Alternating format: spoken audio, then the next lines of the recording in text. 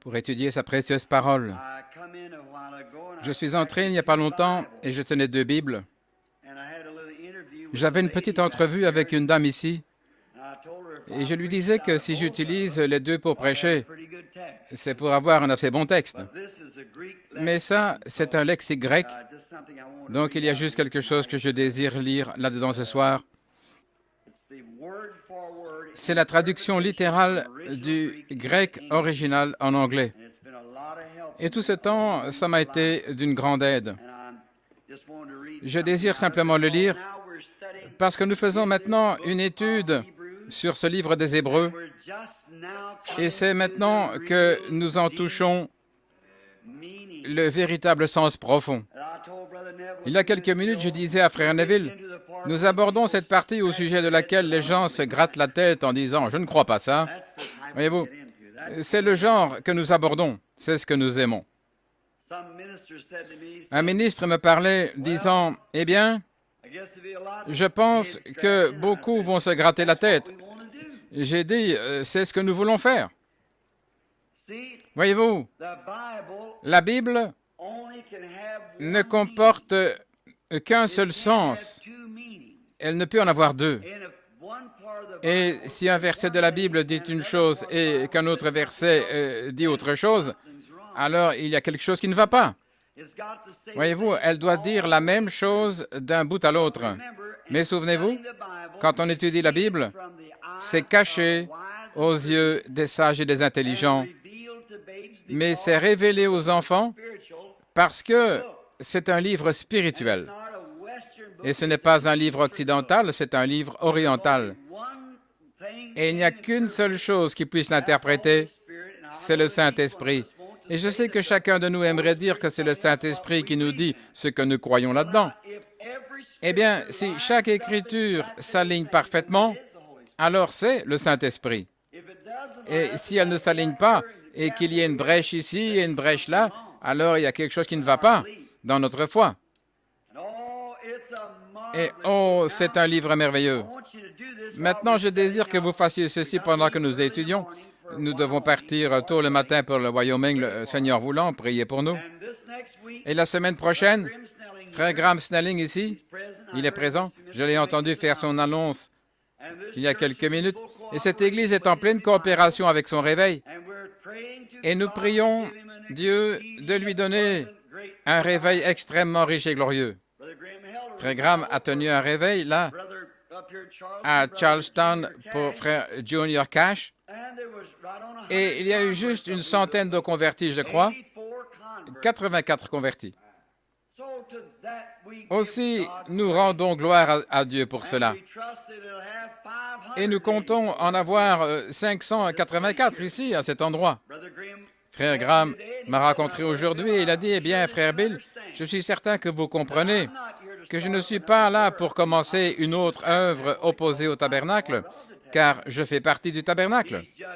Il est simplement ici, il sent dans son cœur qu'il doit tenir un réveil, et le Seigneur le conduit à le faire, et il invite les convertis, car il a une église où les amener, et ceci est votre église, si vous entrez, si vous êtes convertis, et il est notre devoir, en tant que chrétiens, de le soutenir avec tout ce que nous avons à cet effet. Et que le Seigneur bénisse Frère Graham.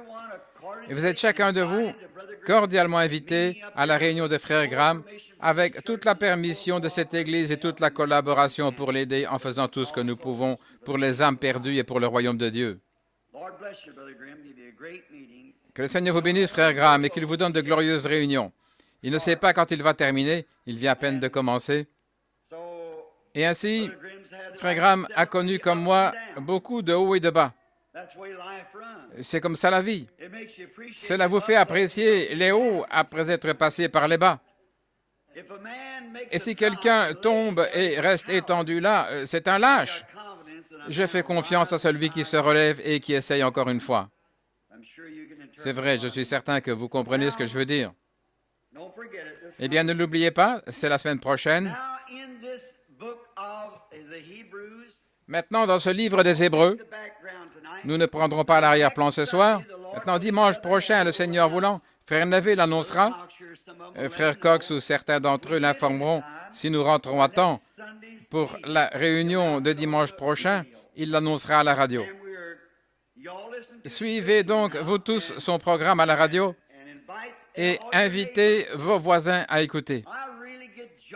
J'éprouve vraiment de la joie à écouter leurs prédications et leurs chants, le Quatuor Neville. Je ne dis pas ça parce qu'il est ici. Si je disais ça sans que ça vienne de mon cœur, je serais un hypocrite. C'est vrai, je devrais me repentir. Mais je suis sincère et je préfère lui jeter maintenant un bouquet de roses plutôt qu'une couronne après qu'il nous aura quittés. Une fois, alors que je franchissais la porte, une dame s'est approchée de moi et dit « Frère Branham, oh, combien j'ai apprécié ce message. » Et j'ai dit « Merci, ça m'a fait du bien. » Quelqu'un d'autre est venu et a dit « Frère Branham, j'ai apprécié ce message. » J'ai dit « Merci. » Il se trouvait là un petit prédicateur venu du nord de cet État et il a dit « Bénissez Dieu, je ne voudrais pas que les gens se vantent comme ça à mon sujet. » J'ai dit « Moi, si. » Et j'ai ajouté « Il n'y a qu'une différence entre vous et moi. Je suis honnête à ce sujet. » C'est vrai. Tous nous aimons entendre de bonnes paroles à notre sujet. Et je pense que c'est bien de dire de bonnes paroles là-dessus. Et si vous voulez que quelqu'un dise de bonnes paroles à votre sujet, dites de bonnes paroles au sujet de quelqu'un d'autre. Voilà comment il faut agir. Alors vous direz toujours les meilleures paroles que vous pouvez à l'égard de tous. Et avec cela, les choses iront mieux. Dimanche prochain, le Seigneur voulant, à mon avis, nous allons simplement aller plus en profondeur dans ces grands mystères de Dieu. Nous allons parler de Melchisédek, qui il était, d'où il est venu, où il est allé, ce qui lui est arrivé, et tout ce qui concerne Melchisédek. Mercredi soir, Frère Neville a abordé le dernier chapitre sur la divinité suprême et le sacerdoce de notre Seigneur Jésus qui, dès le début, commence. Dieu, à plusieurs reprises et de plusieurs manières, a parlé à nos pères par les prophètes et dans ces derniers temps, il nous a parlé par son Fils, Christ Jésus. Puis il continue et se met à dire, à illustrer qui il était, et continue à le présenter jusqu'au chapitre 5. À la fin du chapitre 5, ensuite le début du chapitre 6, nous avons eu ça dans notre leçon ce matin.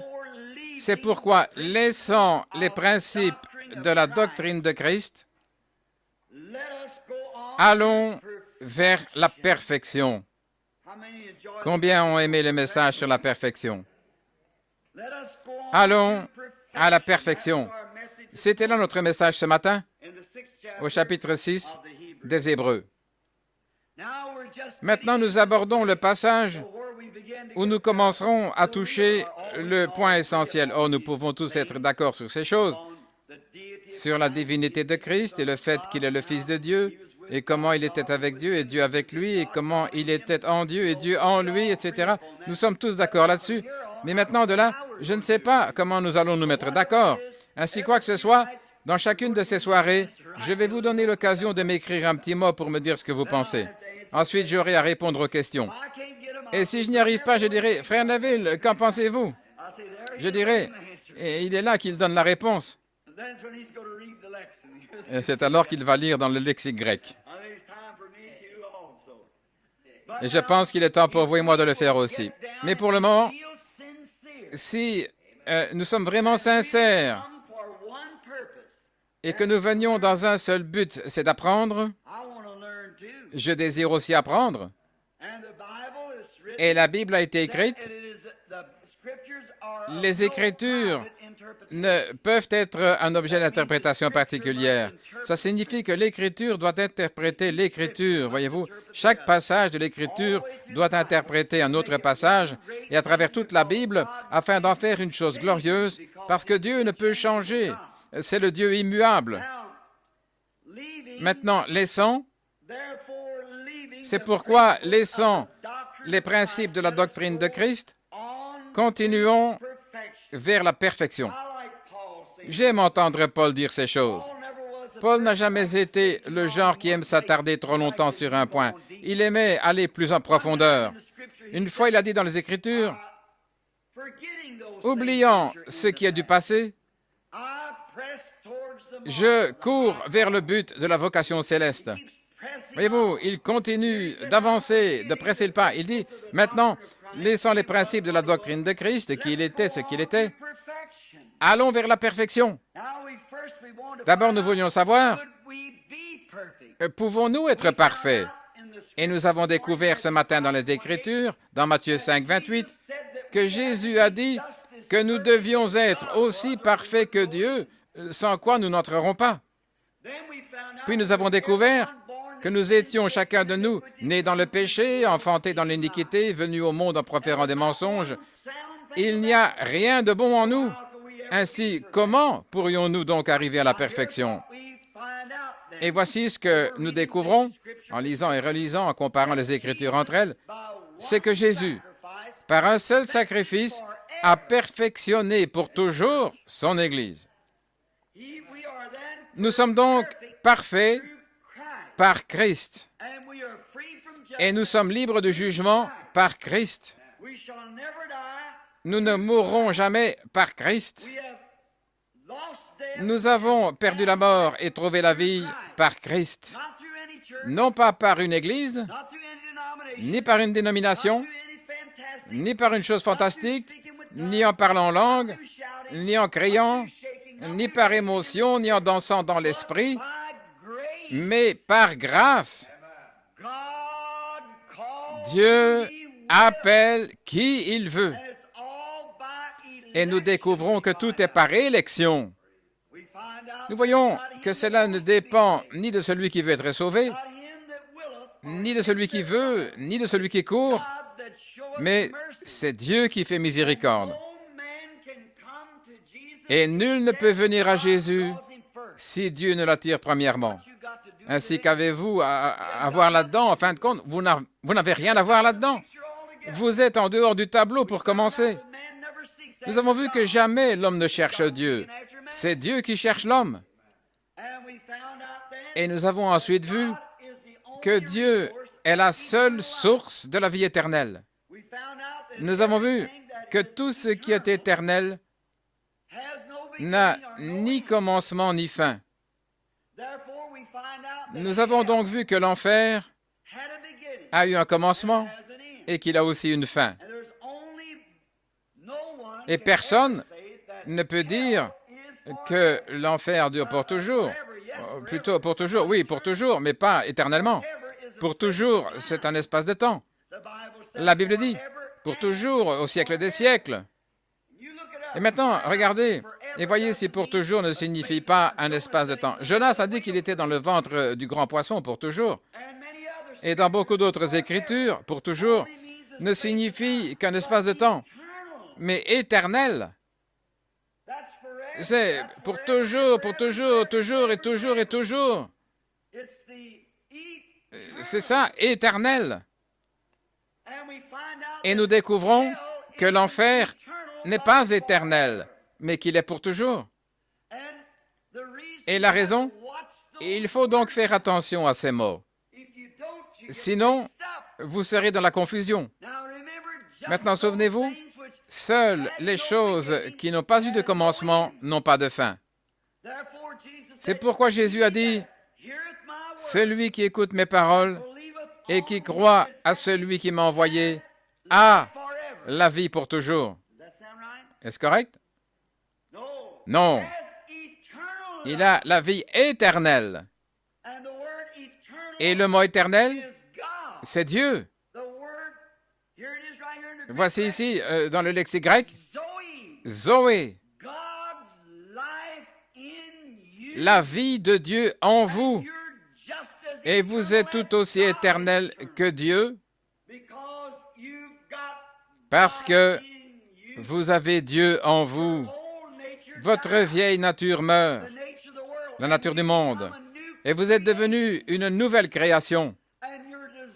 Et vos désirs, la vieille vie qui avait eu un commencement lorsque Dieu souffla le souffle dans vos narines quand vous êtes nés, cette vie de nature charnelle est morte. Et elle a eu un commencement et elle a eu une fin. Et elle est morte et a été supprimée à jamais. la vieille nature. Et Dieu est entré avec la nouvelle nature. Alors, l'amour, la joie, la paix, la longanimité, la bienveillance, la paix, la patience, la douceur et la bonté sont entrés et ont pris la place de la malice et de la colère et de la haine et de la jalousie, des intrigues et de toutes ces choses. Cela a remplacé ces choses quand vous êtes passé de la mort à la vie. Vous avez bien compris maintenant? Ainsi, écoutez, il n'y a qu'une seule forme de vie éternelle. Trouvez-la. C'est Dieu seul qui a la vie éternelle. La Bible le dit. Dieu seul a la vie éternelle. Et si un homme va souffrir en enfer pour toujours, il lui faudra avoir Dieu éternel. Mais je dis, maintenant rappelez-vous, je ne dis pas qu'il n'existe pas d'enfer qui brûle. Il existe un enfer qui brûle de feu et de soufre, où le feu ne s'éteint point et le ver ne meurt jamais. Un enfer de feu et de soufre, un châtiment. Il se peut que ça dure 100 milliards d'années, mais il devra avoir une fin, car l'enfer a été créé pour le diable et ses anges. Et tout ce que Dieu lui-même, qui était au commencement, tout est sorti de Dieu. Quand l'Esprit même, prenons l'Esprit d'amour, qui était la grande fontaine de Dieu, pure et non frelatée, de là est venu l'amour perverti. Et alors c'est devenu l'amour humain, puis cela est devenu l'amour sexuel, et puis cela a donné d'autres formes d'amour, des formes et des formes d'amour, et cela a simplement continué à se pervertir pour aboutir finalement à la souillure. Mais toutes ces choses ont eu un commencement, et un jour, cela retournera carrément à l'original, qui est éternel, où la convoitise, l'amour humain, la passion, l'amour passionnel, toutes ces formes d'amour devront cesser. Tous ces semblants de foi devront cesser. Il n'existe qu'une seule foi véritable. Toutes les autres devront cesser. Ce sont des perversions de cette véritable fontaine. Ainsi, l'enfer, la souffrance n'est pas éternelle. La souffrance a été causée par le péché. Et le péché a amené la souffrance. Et quand le péché sera ôté, la souffrance devra également être ôtée. Il viendra un temps où les pécheurs qui n'avaient jamais accepté Christ, après avoir été punis peut-être pendant 100 milliards d'années, je ne sais pas, peut-être pendant une dizaine de milliards et de milliards d'années, je ne peux pas le dire, mais un jour, cela devra avoir une fin, parce que ce n'est pas éternel. Maintenant, nous voulons presser le pas vers la perfection. Alors écoutez, pendant que nous en arrivons au message, sans poser de nouveau le fondement de la repentance, du renoncement aux œuvres mortes, de la foi en Dieu, de la doctrine des baptêmes, l'imposition des mains, la résurrection des morts et le jugement éternel. Maintenant écoutez, nous avons ici un tableau, et c'est ici même que nous allons rencontrer de forts désaccords. Maintenant, il vous faut voir où se trouve le tableau.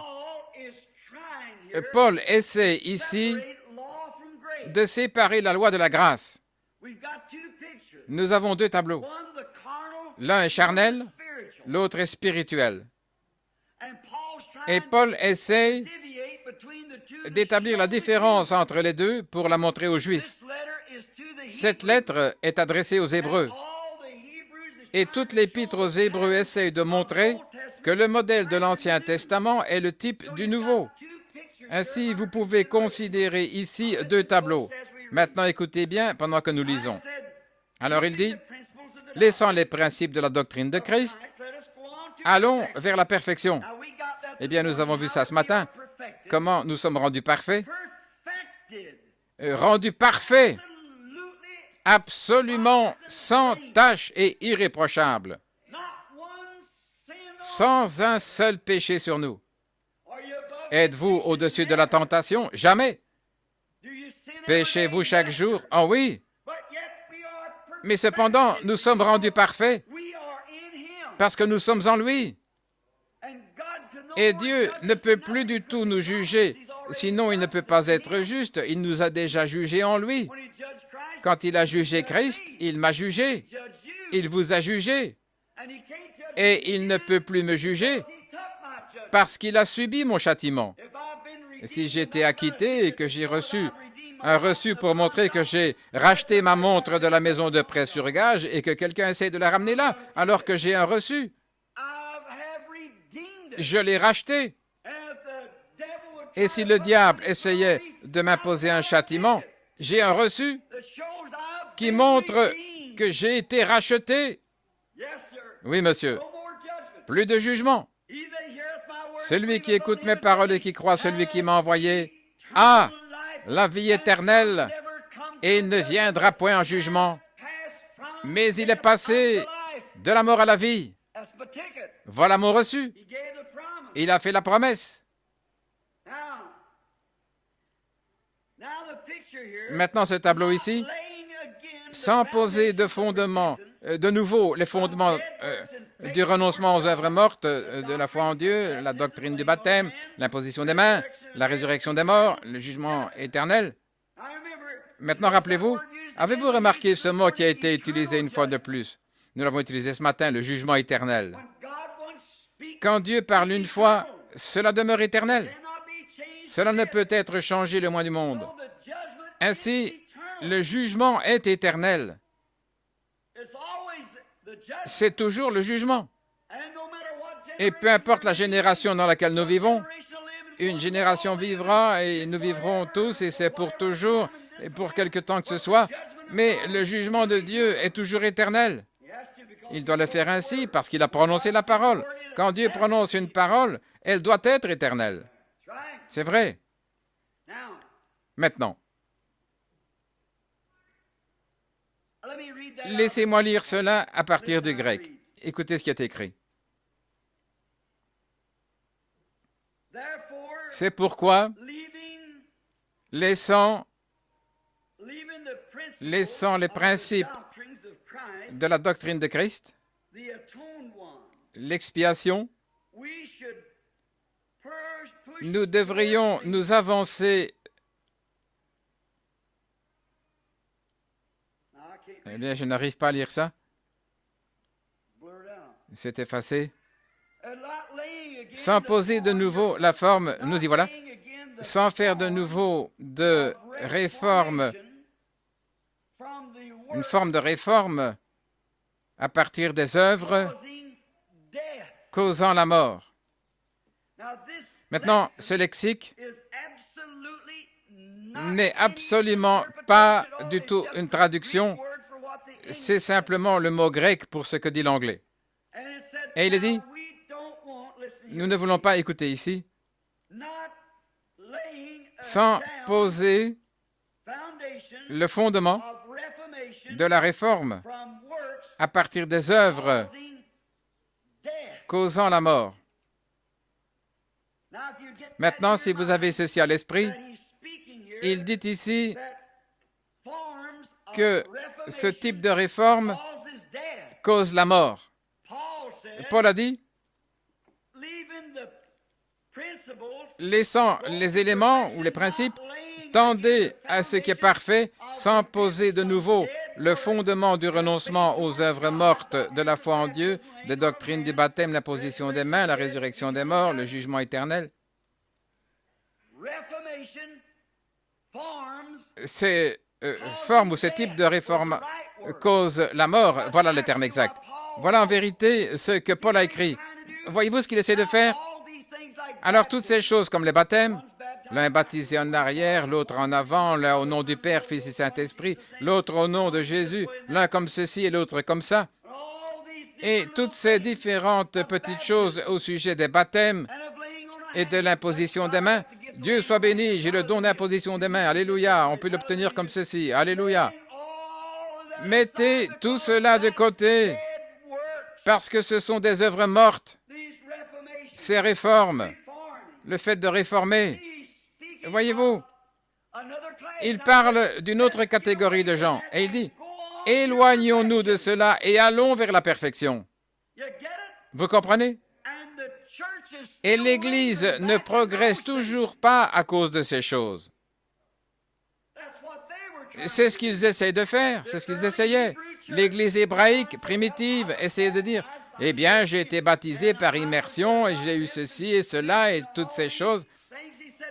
Et maintenant, mettez tout cela de côté, oubliez ça. Mais alors a-t-il dit que nous ne devrions pas le faire? Maintenant, écoutez ce qu'il dit. C'est ce que nous ferons si Dieu le permet. Et l'original dit la même chose. C'est ce que nous ferons si Dieu nous le permet. Voyez-vous? C'est ce que nous ferons si Dieu nous le permet. Les baptêmes, l'imposition des mains et autres.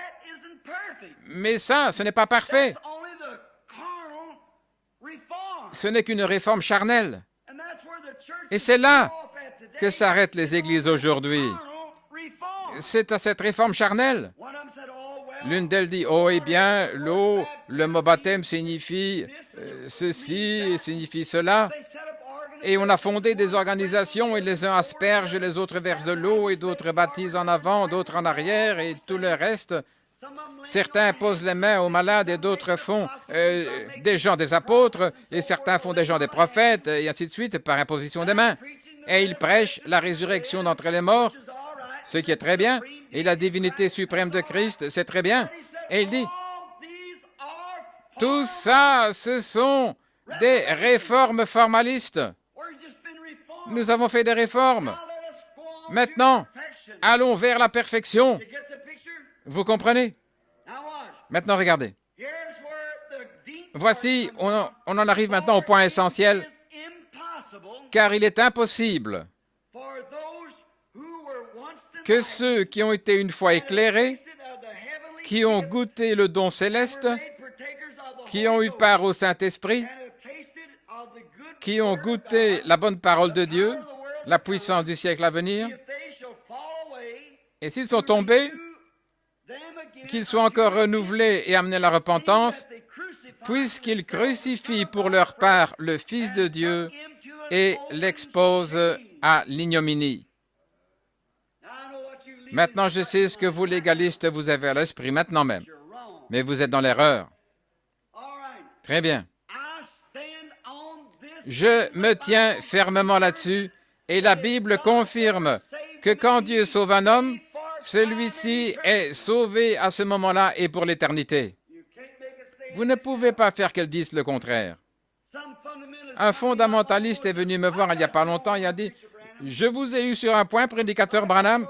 Je vous ai eu sur un point, vous dites, quand un homme est sauvé, plus jamais il ne peut être perdu. » Et j'ai dit, c'est ce que Dieu a dit. Il a dit, j'aimerais vous demander quelque chose. Saül était prophète et il a prophétisé. Et vous savez qu'il était un oint de Dieu. La Bible dit qu'il en était un. Mais il s'est suicidé et il est perdu. J'ai dit, il est perdu? J'ai dit, la Bible dit qu'il est sauvé. Après être devenu un ennemi de Dieu, il était toujours sauvé. La Bible dit qu'il l'était. Et après tout, il ne s'est pas suicidé. Un Philistin l'a tué et David tua le Philistin pour l'avoir tué. Il s'était effectivement jeté sur son épée, son javelot, son épée, mais cela ne l'avait pas tué. Mais le Philistin l'a tué. Et ensuite, quand Saül est allé chez la sorcière et que celle-ci a invoqué l'esprit de Samuel, car ce dernier n'était pas entré dans la gloire, il se trouvait au paradis, sous le sang répandu des taureaux et des boucs qui ne pouvaient pas ôter le péché, mais il devait attendre dans un lieu appelé le paradis avant d'entrer. C'est là où vous, les catholiques, vous êtes dans la confusion, voyez-vous. Eh bien, il n'existe plus de paradis maintenant. nous allons directement dans la présence de Dieu. Et quand la sorcière d'Endor a fait monter l'esprit de Samuel, celui-ci s'est tenu là, elle est tombée sur sa face et elle a dit, « Pourquoi m'as-tu trompé ?» Non seulement Saül se tenait là, je veux dire Samuel, dans sa tunique de prophète, mais il était toujours un prophète. Il a dit, « Pourquoi m'as-tu tiré de mon repos alors que tu es devenu un ennemi de Dieu ?» Il a dit, « Eh bien, le rime ne veut plus me parler. Le prophète ne prophétise plus pour moi. Et moi non plus, je n'ai plus de songe. » Eh bien, a dit Samuel, « Tu es devenu un ennemi de Dieu. Mais demain, la bataille prendra une autre tournure. Et tu mourras demain. Et demain soir, vers 7 heures, tu seras avec moi. » Si Saül était perdu, Samuel l'était aussi. Ils étaient tous les deux ensemble. Certainement, c'est ce que dit la Bible. Maintenant, vous pouvez être tout excité par émotion, en parlant en langue, en criant, en tressaillant, en tremblant, en montant et en descendant l'allée, en courant. Je n'ai rien contre ça. Mais vous pouvez vous persuader vous-même d'être sauvé alors que vous ne l'êtes pas. Vous n'êtes pas sauvé. Votre vie prouve ce que vous êtes. Jésus a dit que c'est à leurs fruits qu'on les reconnaîtra. Votre vie montre si vous êtes sauvé ou pas, même si vous n'ouvrez jamais la bouche. Elle prouve ce que vous êtes. Mais toutes ces excitations et émotions, ainsi qu'adhérer à l'Église et « j'ai été baptisé au nom de Jésus, alléluia, je sais que je l'ai », ne signifie rien. J'ai été baptisé au nom du Père, Fils et Saint-Esprit 3 fois en avant, je l'ai. Cela ne signifie rien. Paul a dit, allons à la perfection. Nous parlons d'être rendus parfaits, et si nous parcourons cela, nous découvrirons que ceux qui sont rendus parfaits, ce sont les élus. Je vais vous le prouver par la Bible. Ce sont les élus que Dieu a vus, chacun d'eux, avant la fondation du monde. Et il a envoyé Jésus pour racheter ces gens-là et non le monde entier. Il le voulait, mais il devait frayer un chemin pour ceux-ci. Et la seule façon de le faire, c'était d'envoyer Christ, afin qu'il soit la propitiation de nos péchés, afin qu'il puisse amener à lui dans la gloire ceux qui ont été élus. Pourriez-vous imaginer Dieu dirigeant son bureau avec négligence en disant par exemple, « Eh bien, peut-être que quelqu'un aura une grande compassion pour moi, peut-être qu'il viendra et sera sauvé. » Dieu n'a pas à vous supplier, c'est vous qui devez supplier, pas Dieu. Et ensuite, Christ mourut pour sauver ceux que Dieu, par prescience, avait élus, afin qu'ils le rencontrent là-bas sans tache ni ride. Avant la fondation du monde, il vous a vu dans la gloire. C'est ce que dit la Bible.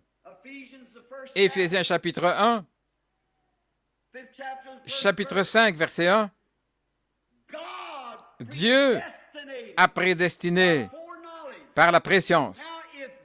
Or, si Dieu a fait cela, s'il nous a prédestinés avant la fondation du monde et qu'il a connu chacun de nous par son nom avant la fondation du monde et qu'il nous a élus pour la vie éternelle et qu'il a envoyé Jésus-Christ pour nous racheter, qu'il nous a vus il y a 6000 ans afin que nous puissions apparaître à sa louange dans la gloire. Comment pouvez-vous être perdus? Si vous êtes sauvés, vous êtes sauvés. Si Dieu vous sauve ce soir tout en sachant qu'il va vous perdre dans 10 ans, il irait à l'encontre de son dessein. Le Dieu de la sagesse infinie, toute puissante, perpétuelle, éternelle, ne serait donc pas assez avisé pour savoir si vous tiendriez bon ou pas. Alors quand il vous sauve, si vous dites, eh bien je vais le mettre à l'épreuve, je verrai ce qu'il fera, alors il ne connaît pas la fin dès le commencement. Dieu sait ce qu'il fait, ne vous en faites pas. C'est vous et moi qui trébuchons. Dieu sait ce qu'il fait. Et il savait que nous, si nous tiendrions bon, ou plutôt ce que nous ferions, la Bible dit qu'Ésaü et Jacob avant qu'aucun des deux ne fût né. Dieu a dit, j'aime l'un et je hais l'autre, avant même leur premier souffle, afin que son élection puisse s'avérer juste. Qui était Abraham? Nous parlerons de lui dans quelques minutes. Qui était-il pour que Dieu l'appelle? Il l'a sauvé gratuitement. Quand Dieu a fait l'alliance avec l'homme, celui-ci a rompu son alliance. Mais Dieu a fait cette alliance avec lui-même et il a juré par lui-même. L'homme n'a rien à voir là-dedans. C'est la préscience même de Dieu. Il l'a fait de toute manière. Maintenant, vous dites, eh bien, frère Branham, alors si je deviens chrétien, je peux donc faire tout ce que je veux? Absolument. Si vous êtes chrétien, faites tout ce que vous voulez et je vous garantis que vous n'aurez aucun désir de mal agir. Vous faites, je ne fais que ce que je veux faire. Et si je sers le Seigneur parce que j'ai peur d'aller en enfer, je ne le sers pas correctement. Si je suis fidèle à ma femme parce que je crains qu'elle divorce avec moi, je ne suis pas un très bon mari. Mais je ne voudrais la blesser pour rien au monde, parce que je l'aime. Et c'est la même chose avec Christ. Quand un homme est né de l'Esprit de Dieu, ce n'est pas parce qu'il a crié, parlé en langue ou éprouvé une émotion, mais c'est parce que dans son cœur, l'amour est entré et a pris la place du monde. Croyez-moi, il aime et marche chaque jour à ses côtés. On ne doit pas lui dire que c'est mal de faire ceci ou autre chose. Il sait que c'est mal. Et il marche. Il est un produit de la grâce souveraine de Dieu. Exactement. Car il est impossible que ceux qui ont été une fois éclairés ont eu part à l'appel céleste. Eh bien, nous avons parfois cru qu'il s'agissait ici de l'homme qui a été une fois éclairé et qui est tombé à nouveau. Mais ce n'est pas ce que dit la Bible. Il est absolument impossible pour un homme qui a reçu le Saint-Esprit de tomber. Maintenant, lisez cela et voyez si ce n'est pas correct. Regardez ici. Prenez le texte, plutôt le contexte. Maintenant, il commence à parler. Tendons à ce qui est parfait. Il dit, ne soyons pas charnels en posant de nouveau le fondement des doctrines et du baptême et des réformes. Ne faisons pas ça, mais tendons à la perfection. Le sujet, c'est la perfection. Et la perfection vient par Christ. Et comment entrons-nous en Christ en adhérant à l'Église? Par un seul esprit, nous avons tous été baptisés dans un seul corps. Non pas par un parler en langue, ou une poignée de main, ou le baptême d'eau, mais par un seul esprit. Nous avons été baptisés pour former un seul corps. Vous saisissez? C'est ça la perfection. Et quand vous arrivez à cela, vous êtes en Christ. Et le monde est mort pour vous. Et vous marchez avec l'agneau chaque jour. Et vos pas sont dirigés par Dieu dans ce que vous devez faire. Oh, que d'épreuves et d'afflictions nous rencontrons. Vous dites, avez-vous des épreuves? Bien sûr. Qu'est-ce que? La grâce, c'est ce que Dieu a fait pour moi. Les œuvres, c'est ce que je fais pour Dieu. Maintenant, on en fait une doctrine. On pense qu'on a des mérites par les œuvres. Si c'est le cas, ce n'est pas un don gratuit. La grâce, c'est ce que Dieu a fait pour vous. C'est par grâce que vous êtes sauvés. Et les œuvres, c'est ce que vous faites en appréciation de la grâce qu'il vous a faite. Et si vous l'aimez, vous aimerez faire les œuvres du Seigneur. Certainement. Parce qu'alors, vous l'aimez. Acceptez, en acceptant Maida Breuil comme épouse, c'est ce que l'amour a fait pour elle. En signe de reconnaissance, elle est une brave femme, elle reste à la maison, elle prend soin des enfants et mène une vie bien fidèle. Ce n'est pas parce que nous ne sommes pas mariés, nous sommes mariés. Mais elle fait ça par appréciation. Même si elle allait en ville toute la journée, entrait dans chaque bazar et courait les rues et ne faisait jamais la vaisselle ni quoi que ce soit d'autre, nous serions quand même mariés. Absolument. Quand j'ai fait mon vœu, cela a réglé la question. Elle reste ma femme aussi longtemps que nous sommes en vie. Elle est ma femme. C'était son vœu, son engagement. Mais que fait-elle en reconnaissance de cela? Elle reste à la maison et prend soin des enfants. Elle essaie d'être une vraie épouse. Je pourrais m'en aller et être tout le temps absent, me balader tout simplement à travers le pays et la laisser presque mourir de faim et tout le reste, laisser les enfants sans rien à manger. Nous sommes toujours mariés.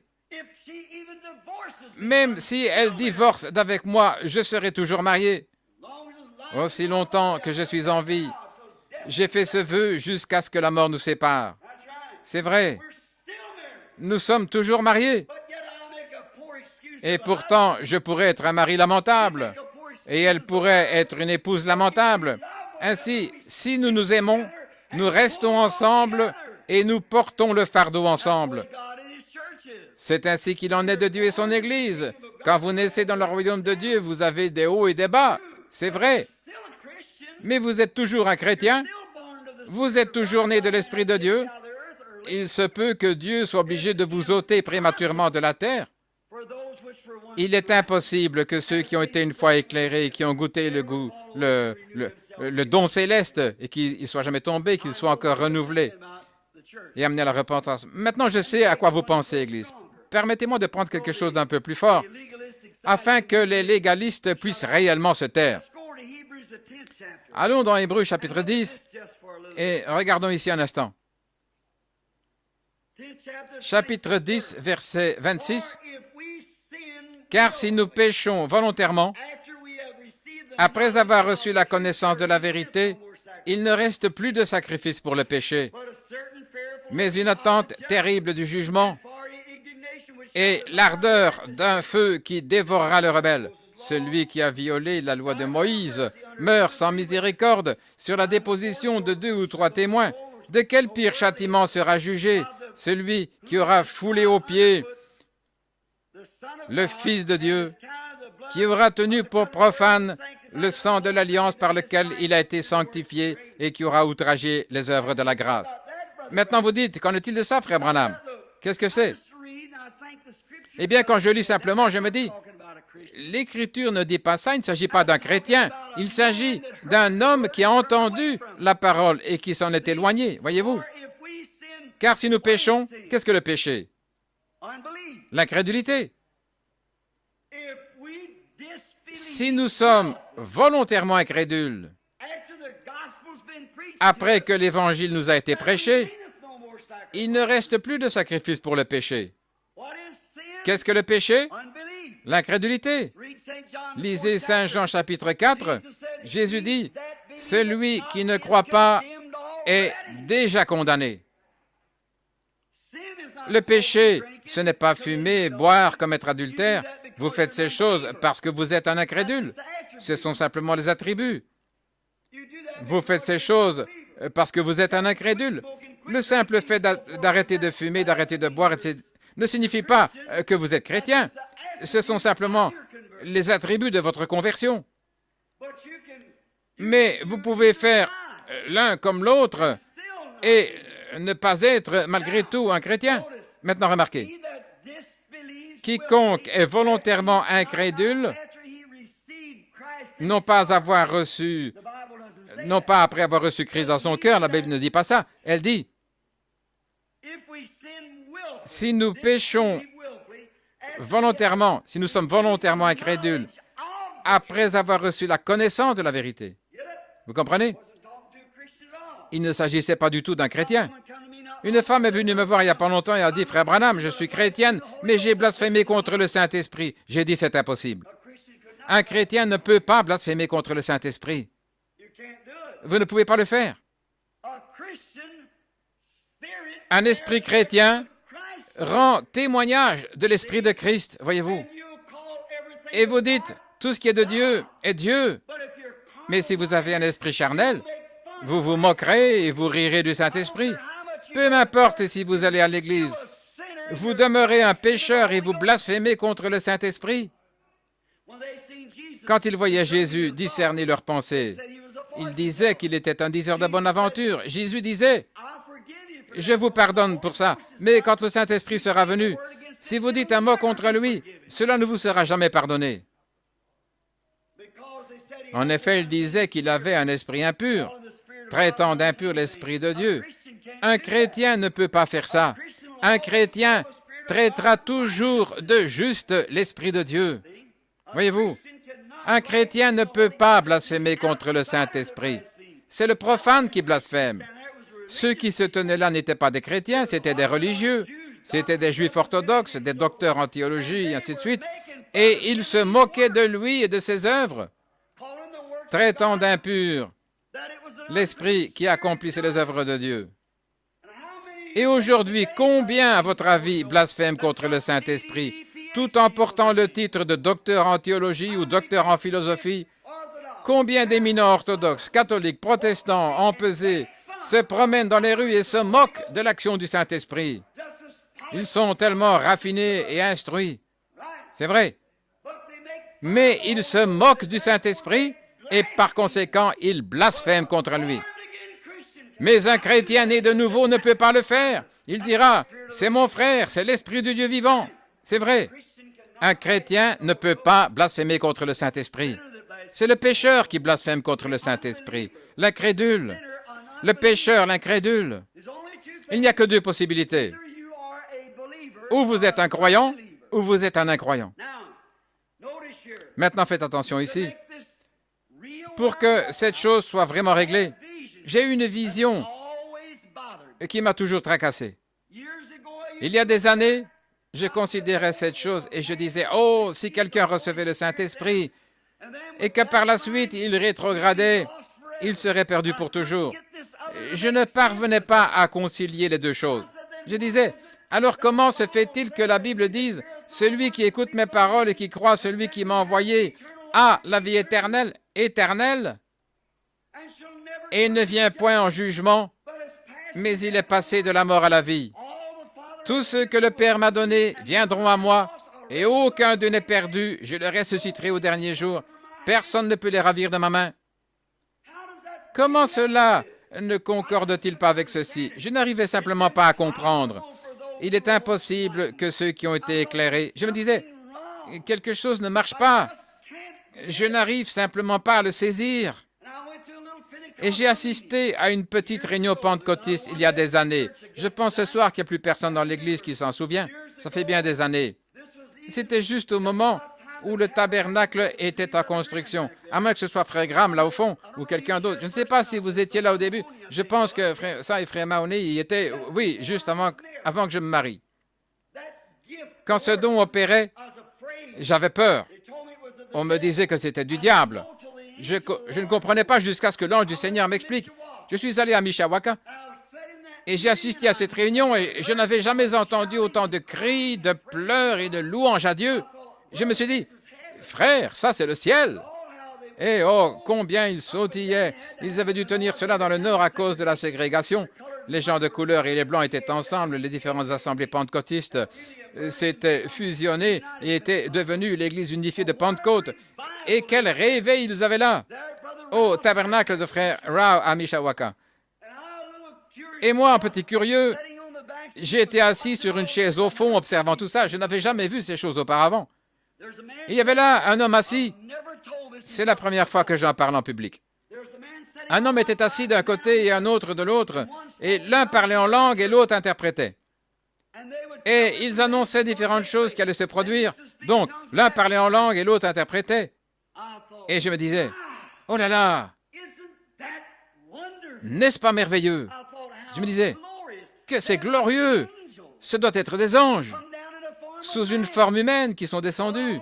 Eh bien, je n'avais qu'$1,75 pour revenir à la maison, et je n'avais que de quoi faire le plein. Cette nuit-là, j'ai dormi dans un champ de maïs. Une partie du récit est écrite dans un livre, mais pas tout, parce que je ne voulais pas blesser leurs sentiments. Et ainsi, ce soir-là, on a dit que tous les prédicateurs viennent sur l'estrade. Je suis allé sur l'estrade, et là, j'étais le plus jeune prédicateur. Aussi, m'a-t-on demandé le lendemain matin de m'avancer pour prêcher. Je me suis caché. Vous savez, un homme de couleur a dit, il est ici. Vous connaissez l'histoire, quand il m'a démasqué alors que j'étais assis là. Et ainsi, après avoir prêché ce jour-là, j'ai fait un tour par là. Je me disais, si seulement je parvenais à rencontrer ces deux hommes qui dirigeaient la réunion. Un se levait et son visage devenait pâle pendant qu'il parlait en langue, et l'autre interprétait, disant, « Ainsi dit le Seigneur, il y a ici telle et telle personne du nom de telle et telle qui devrait faire ceci et telle chose. » Et mon frère, c'était la vérité. Et l'un se levait et parlait en langue, et l'autre en donnait l'interprétation. Et je me disais, « Oh là là, n'est-ce pas merveilleux? » Ainsi, ce jour-là, réfléchissant, je suis sorti pour prier et j'ai dit, « Seigneur, fais ça pour moi à nouveau. » Je ne savais pas comment appeler ça, des visions. Je suis allé prier et j'ai demandé au Seigneur de m'aider. J'ai contourné le bâtiment et j'ai rencontré l'un des deux. Le Seigneur m'avait donné un moyen de connaître les choses. Je lui ai serré la main et j'ai dit, « Bonjour. » Il m'a dit, « Bonjour. Comment allez-vous? » Et j'ai dit, « Branham. » Il dit, « Oh, vous êtes le jeune homme qui a prêché ce matin. » J'ai dit, « Oui. » Et pendant que je m'entretenais avec lui, j'ai capté son esprit. Et c'était un véritable chrétien. Un vrai frère chrétien. Je veux dire, c'était un croyant. Je pensais, oh, ceci n'est-il pas merveilleux? Et environ 1 heure après, là, près de la voiture, qui faisait face à une très grosse voiture sur l'arrière de laquelle c'était écrit Jésus seul, là, il y avait l'autre homme. Je suis allé le voir et j'ai dit, bonjour monsieur. Et il a dit bonjour. Il a dit, vous êtes le frère Branham qui a prêché ce matin? J'ai dit oui, c'est moi. J'ai dit, dites, je me réjouis de ces grands dons de Dieu qui opère en vous deux, frères. Il a dit, merci, monsieur Branham. Et j'ai commencé à sonder son esprit et une vision est venue. Et si jamais j'avais parlé à un hypocrite, c'était bien celui-là. Sa femme avait des cheveux noirs et il vivait avec une blonde et en avait 2 enfants. Il n'avait rien d'un chrétien. Alors je me suis dit, où me suis-je fourré? Je pensais être au milieu des anges. Et voilà que je dois me retrouver parmi des démons. Quelque chose s'est passé. Voilà un véritable chrétien. Et le même esprit qui est tombé sur cet homme est aussi tombé sur l'autre. Je me suis dit, maintenant je suis tout embrouillé. Je ne savais que faire. J'ai crié, j'ai supplié le Seigneur. Je ne savais que croire. Cet homme m'a demandé si j'avais reçu le Saint-Esprit et j'ai dit, non, monsieur, pas tel que vous l'avez reçu. Il a dit, vous avez parlé en langue? J'ai dit, non. Il dit, alors vous ne l'avez pas. J'ai dit, vous avez probablement raison, mon frère, peut-être que je ne l'ai pas, car je n'ai pas ce que vous avez. Et après un moment, j'étais heureux de ne pas avoir ça. Ainsi donc, j'ai observé la chose et j'ai vu comment cela opérait. Ainsi un jour, je suis allé prier par ici, il y a longtemps. Je vous dirai pour qui je priais. C'était pour Roy Davis. Je suis allé prier là, car il m'avait traité de marionnette, et je priais Dieu de lui pardonner cela. Et il avait là une imprimerie qui éditait un journal. Cette imprimerie avait pris feu et s'était complètement consumée 2 nuits après ça. Et je me trouvais là, dans ma vieille caverne derrière Greens Mill. Je suis sorti de là et j'étais en prière 2 jours durant. J'ai déposé ma Bible sur une vieille bûche, là que j'ai montré à Fairwood il n'y a pas longtemps, où j'avais déposé ma Bible. Je me suis assis à califourchon sur la bûche et le vent soufflait. Et je me suis dit, je suis resté trop longtemps au fond de cette caverne, je vais lire un petit peu. J'ai pris la Bible et j'ai commencé à lire. Et elle était ouverte à ce chapitre. Et j'ai commencé à lire et j'ai commencé à me poser des questions, voyez-vous. Car il est impossible que ceux qui ont été une fois éclairés, ont eu part au Saint-Esprit, ont goûté la bonne parole de Dieu et le siècle à venir, et qui sont tombés, soient renouvelés et amenés à la repentance, puisqu'ils crucifient pour leur part le Fils de Dieu et l'exposent à l'ignominie. Je me suis dit, voilà cette écriture, mais quelque chose me préoccupait.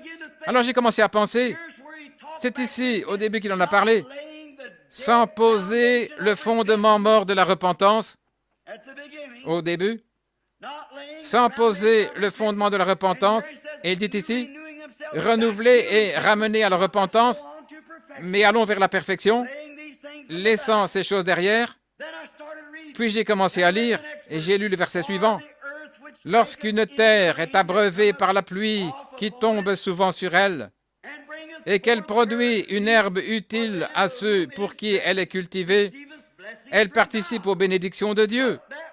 Mais si elle produit des épines et des chardons, elle est réprouvée et prête d'être maudite, et on finit par y mettre le feu. Et quand j'ai lu ça, quelque chose m'a secoué. Et je me suis dit, Seigneur, ça ne se rapporte pas à Roy Davis. Pourquoi ferais-tu cela? Je me suis mis à tourner une autre page, il m'a fallu y revenir. Il est impossible que ceux qui ont été une fois éclairés, relis-le. Alors j'ai pensé, Seigneur, qu'est-ce que c'est? Que veux-tu dire, Seigneur? Je me suis retourné, je suis rentré dans ma caverne pour prier à ce sujet. Et quand j'ai prié, j'ai vu le monde qui tournait. Et le monde entier était complètement labouré, tout labouré. Et j'ai vu passer un homme en blanc. Il tenait dans sa main un sac. Il semait des semences pendant qu'il marchait.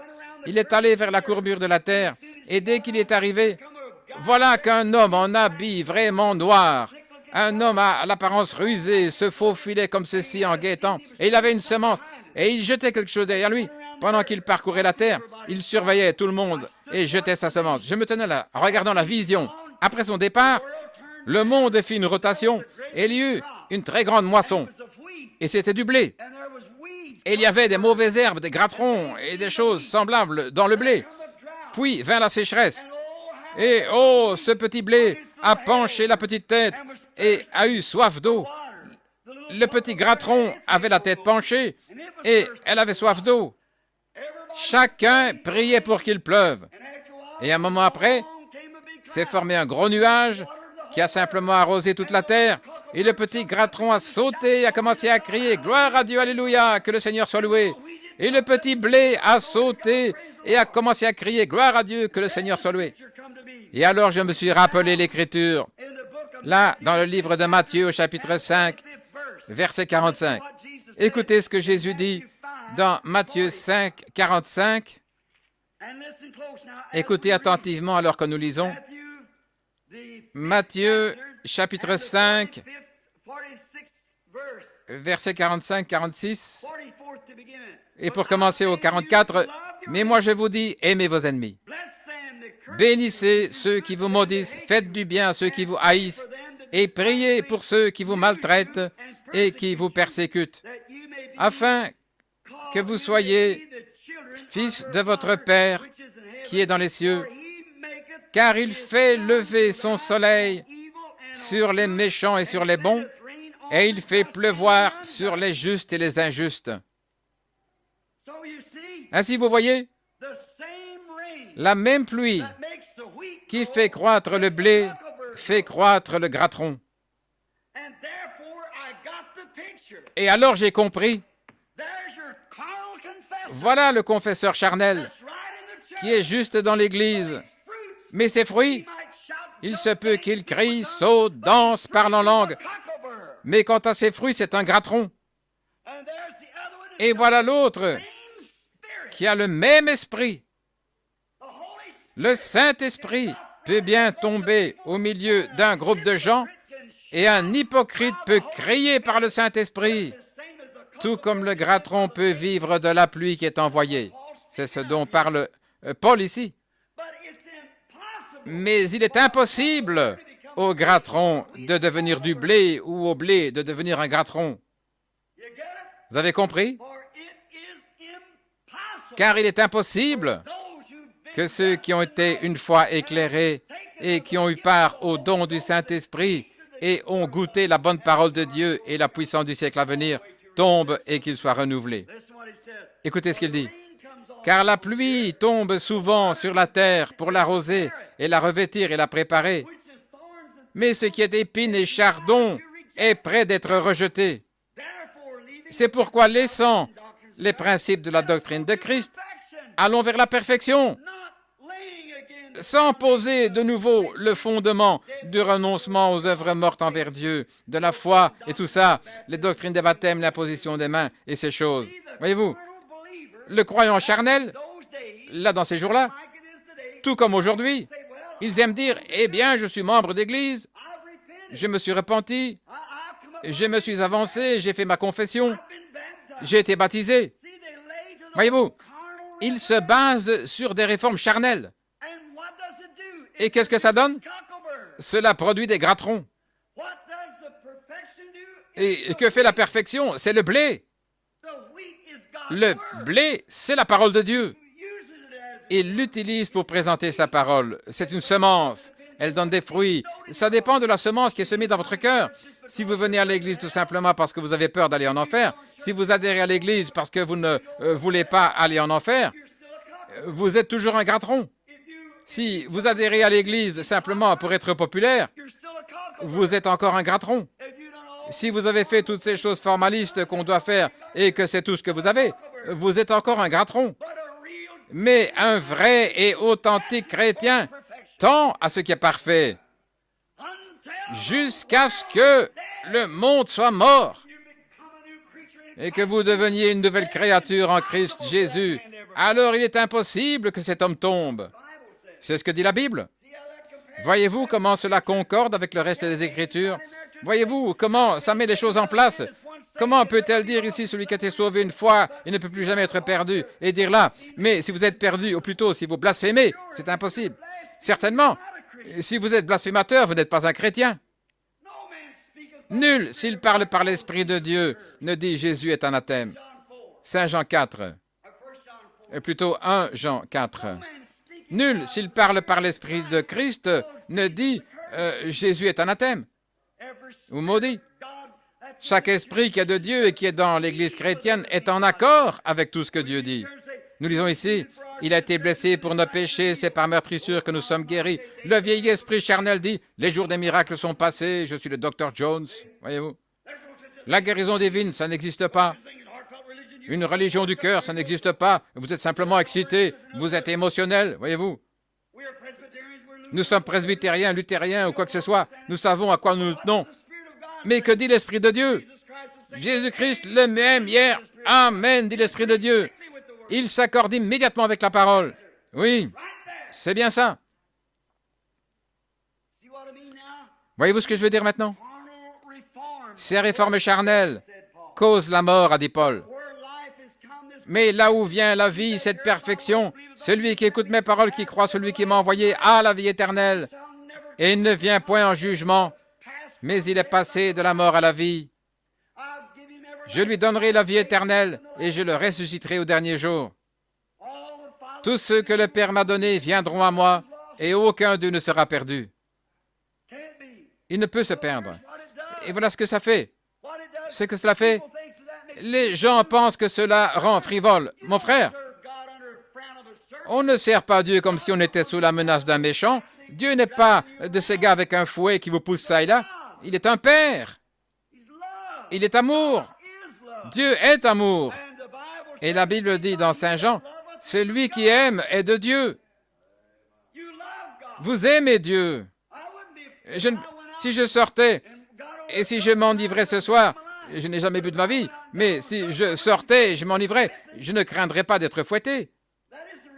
Ce n'est pas pour cette raison que je ne vais pas le faire. La raison pour laquelle je ne le fais pas, c'est parce que je l'aime.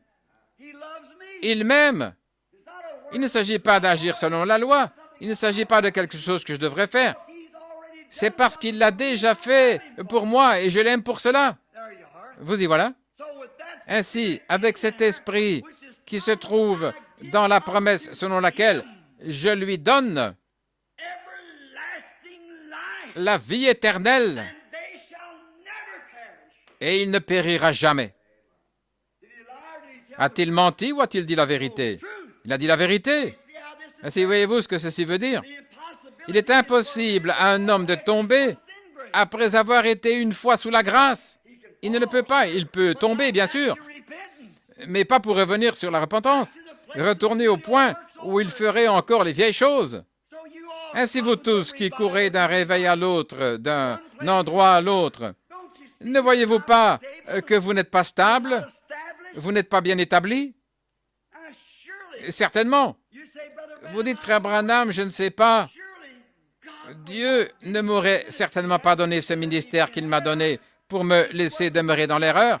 Et si ce n'était pas prouvé par l'Écriture, alors ce serait une erreur. Mais voici l'Écriture pour soutenir cela. L'Église n'a jamais perdu sa position. Les gens vont adhérer à des églises et s'agitent et se battent et se mettent dans tous les états et tout le reste.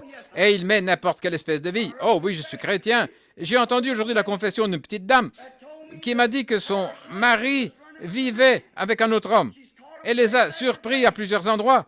Et elle a dit, je veux te faire savoir que je suis une chrétienne. Regardez ce Jimmy Osborne qui prêche là le dimanche matin après avoir joué au boogie-woogie, rock'n'roll et tout le reste pendant la semaine. Regardez Elvis Presley, le Judas Iscariote de 1947. Il se fait membre des assemblées de Dieu. C'est un pentecôtiste et il parle en langue.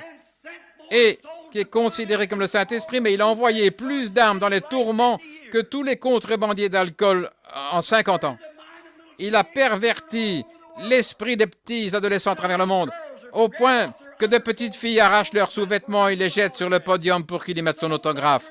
Il est si vulgaire qu'on ne le montre pas à la télévision, de la ceinture jusqu'en bas, à la manière de son corps, avec le parler en langue comme évidence du Saint-Esprit. Oh, frère! Si le Saint-Esprit était là, il n'agirait pas comme ça. Vous en savez mieux que cela. Il ne le ferait certainement pas. Dieu aime la pureté et la sainteté. Je n'agis pas d'une façon claire, pure et sainte pour me faire passer pour un chrétien. Mais Christ en moi vit cela, en moi, et je l'aime.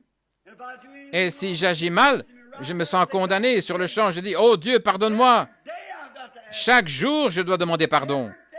Chaque jour, et vous aussi. Certainement que vous le faites. Et maintenant, si vous êtes charnel, vous retournerez simplement et vous direz, oh, eh bien, c'est très bien, je suis membre d'église, voyez-vous. Et puis, si vous blasphémez, c'est parce que vous n'avez pas la foi qui a été transmise au sein une fois pour toutes.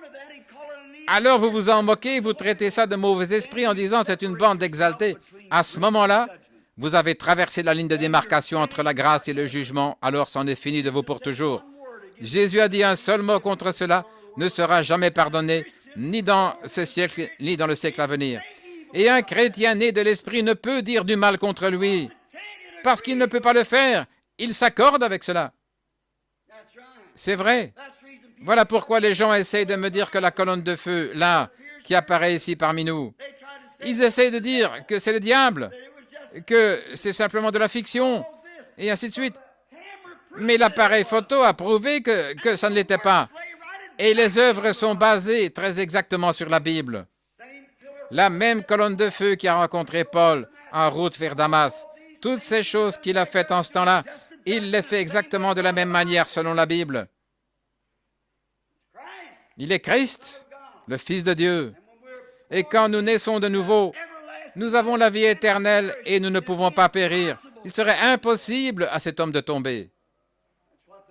C'est ce que dit la Bible. Maintenant, écoutez. Remarquez ce que Paul dit. Et lisez le reste et voyez si ce n'est pas juste. Au verset 8. Mais si elle produit des épines et des chardons, elle est réprouvée et près d'être maudite, et on finit par y mettre le feu. Voilà l'incrédule. Maintenant, suivez Paul. Quoique bien-aimés, maintenant il parle au sujet de ceux qui essaient de retourner à la loi, essayant d'accomplir toutes les œuvres de la loi, et pourtant ils sont ritualistes au possible, ils pratiquaient le baptême par l'imposition des mains et toutes ces choses. Quoique par ceci, il dit, bien-aimés, nous attendons pour ce qui vous concerne des choses meilleures. Vous y voilà. Et favorable au salut. Car Dieu n'est pas injuste pour oublier votre travail et l'amour que vous avez montré pour son nom, ayant rendu et rendant encore des services aux saints. Vous voyez de quoi il parle? Il ne parle pas des chrétiens qui tombent et pour qui il est impossible de se relever. Il parle des croyants charnels qui procèdent à une forme de réforme. Mais il dit, à vous qui êtes nés de nouveau, vous qui êtes des chrétiens bien-aimés, nous attendons de votre part des choses meilleures. Vous ne dites pas ces choses-là. Vous ne vivez pas ce genre de vie-là. Avec Christ, vous êtes en sécurité. Qu'a-t-il dit à ce même endroit? Prenons de nouveau Hébreux 10, nous étions ce matin. Prenons à nouveau dans Éphésiens 4:30. Prenons ceci juste un instant et voyons ce qui est dit pour confirmer ceci et faire en sorte que chaque passage de l'Écriture s'accorde avec les autres passages. Éphésiens 4, 30, lisons et voyons ce qu'il a dit. Écoutez. N'attristez pas le Saint-Esprit de Dieu. Comment sommes-nous baptisés pour former le corps? Par un seul esprit. N'attristez pas le Saint-Esprit de Dieu, par lequel vous avez été scellés pour le jour de votre rédemption. Est-ce vrai? Vous êtes scellés dans le corps de Christ par le baptême du Saint-Esprit, non pas d'un réveil à l'autre, mais jusqu'au jour de la rédemption de votre corps. Voilà ce que vous êtes. Ainsi, il vous est impossible d'être perdu. Vous avez peur. Et voilà pourquoi la peur va de pair avec le doute. L'amour va de pair avec la foi. J'aime mon Père. Je n'ai pas peur de lui parce que je l'aime. Il ne me ferait pas de mal, il me fera du bien. Si j'avais peur de lui, je dirais, « Oh, je ne sais pas ce qu'il va me faire. » Mais si je l'aime, je dirais, « Oui, Père, je t'aime. Et je sais que tu es mon Père et que tu m'aimes. Et je ne crains pas que tu manques de garder ta parole, car ta promesse, c'est ta promesse envers moi. » Et voilà comment fait l'Esprit de Dieu. Mais oh, si j'ai fait ceci, j'ai fait cela, alors vous revenez au légalisme. Ne vous rangez jamais du côté des légalistes. C'est le côté négatif. Le côté positif, c'est celui qu'il vous faut. C'est déjà une œuvre achevée. Christ est mort et le péché a été détruit quand il est mort. Tué. Et si Dieu vous a prédestiné à la vie éternelle, il a dit, « Tous ceux que le Père m'a donnés viendront à moi. » Vous dites, voilà. Vous ne pouvez être perdu. Vous êtes en sécurité pour toujours. Nous avons tous, en effet, été baptisés dans un seul esprit pour former un seul corps, et par un seul sacrifice, il nous a amenés à la perfection pour toujours. Vous dites, voilà. Il est impossible de nous perdre. C'est juste. Maintenant, est-ce que ça ne vous fait pas sentir bien? Comment savez-vous que vous êtes chrétien? Quand votre esprit rend témoignage avec son esprit, quand l'amour de Dieu est dans votre cœur, quand l'amour de Dieu est dans votre cœur, quand vous avez l'amour, la joie, la paix, la longanimité, la bienveillance, la patience, la bonté, la douceur, c'est alors que les fruits de l'esprit accompagnent votre vie. Ce n'est pas parce que vous pouvez danser dans l'esprit. Oh, ce rythme moderne faisant du vacarme avec le piano, un tas d'histoires dansant dans l'esprit. Ces choses sont bonnes, mais elles ont tout entraîné du côté légaliste. Voyez-vous? Et c'est pourquoi ils ont abandonné l'Esprit de Dieu. Voilà pourquoi, quand Dieu a commencé à se manifester, les gens disent, c'est du non-sens, nous ne voulons rien avoir avec ça. Ils ne connaissent pas Dieu. Ils n'ont jamais vu ça. Ils ne peuvent pas comprendre, parce que c'est une vie différente. Le gratteron ignore ce que fait le blé. Il a une vie différente. C'est ce qu'il en est du chrétien. Par rapport aux croyants charnels, ce confesseur qui va clamer « Oh oui, moi je suis chrétien », avec un gros cigare à la bouche comme un taureau écorné du Texas, une femme en short disant « Oh oui, moi je suis membre de l'Église, bien sûr que je le suis ». Vos fruits prouvent que vous n'êtes que charnel. C'est vrai. Certainement. Il n'y a qu'une chose qu'on peut en déduire. Soit vous avez une déficience mentale, soit vous avez un esprit de convoitise. C'est vrai. Si vous voulez agir comme le monde, la Bible dit, si vous aimez le monde ou les choses du monde, l'amour de Dieu n'est même pas en vous. Ainsi vous y voilà. Maintenant vous dites, oh, la Bible me dit donc de faire cela. Non, ce n'est pas ça. Restez ici jusqu'à ce que Christ fasse pour vous quelque chose qui ôtera cela de vous. Alors vous naîtrez de l'Esprit de Dieu. Ce n'est pas ce que vous faites qui compte, mais c'est ce que lui a fait pour vous, au point où vous avez un amour montrant que vous êtes passé de la mort à la vie. Alors observez votre vie, si elle correspond. Ce n'est pas parce que vous essayez de vivre la vie, mais c'est parce que Dieu vous amène à vous soumettre à son esprit. Ce n'est pas vous-même qui vous conduisez dans la voie de Dieu, c'est Dieu qui vous conduit dans sa propre voie. Ce n'est pas vous qui vous conduisez, mais c'est Dieu qui vous conduit.